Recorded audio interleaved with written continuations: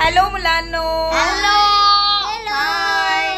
सगळे main in black बनलेले आहेत इकडे आणि आम्ही निघालो आहोत आंध्र भवन मध्ये आंध्र प्रदेशची थाळी खाण्यासाठी.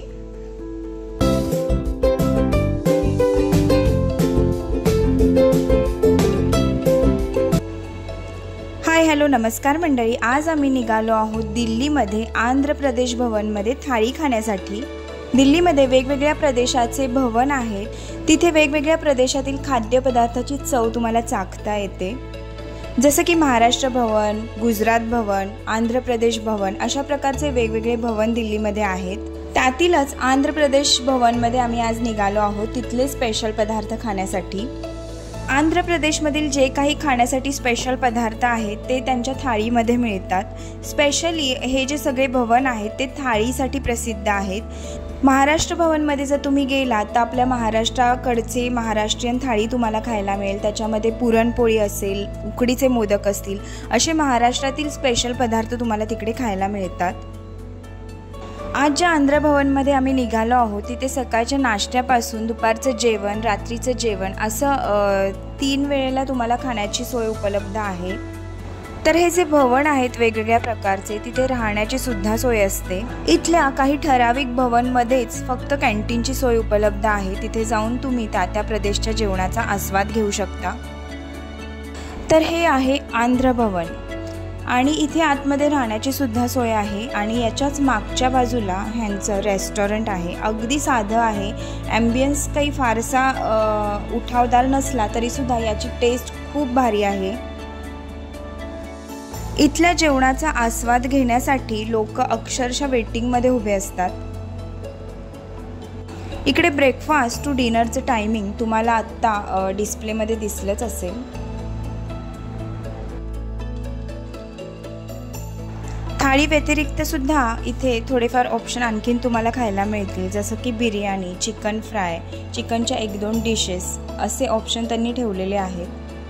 ब्रेकफास्ट सकाळी 8 ते 10, लंच 12 ते 3 आणि डिनर रात्री 7:30 ते 10 वाजेपर्यंत अवेलेबल असतो. बरेचसे लोक इकडे थाळी खाण्यासाठी येतात. यांच्या थाळीमध्ये साधारण 2 ते 3 भाज्या असतात. त्याचबरोबर पुरी किंवा चपाती या दोन्हीपैकी एक ऑप्शन असतो.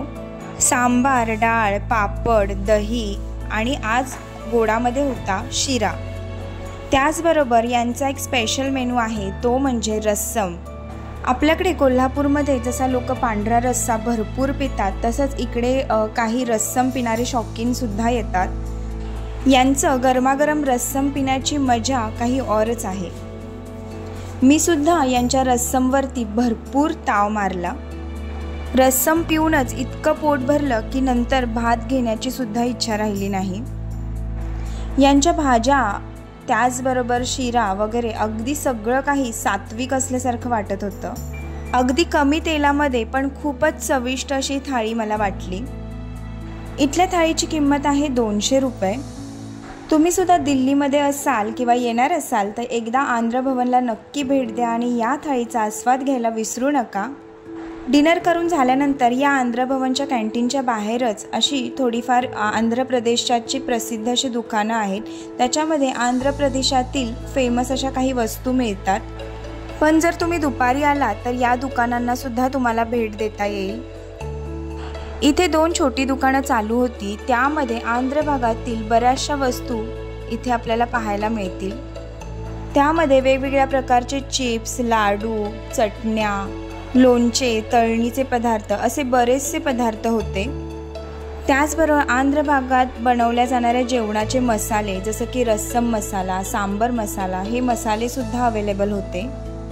थोड्याफार वस्तूंची खरेदी करून आम्ही घरच्या वाटेला लागलो.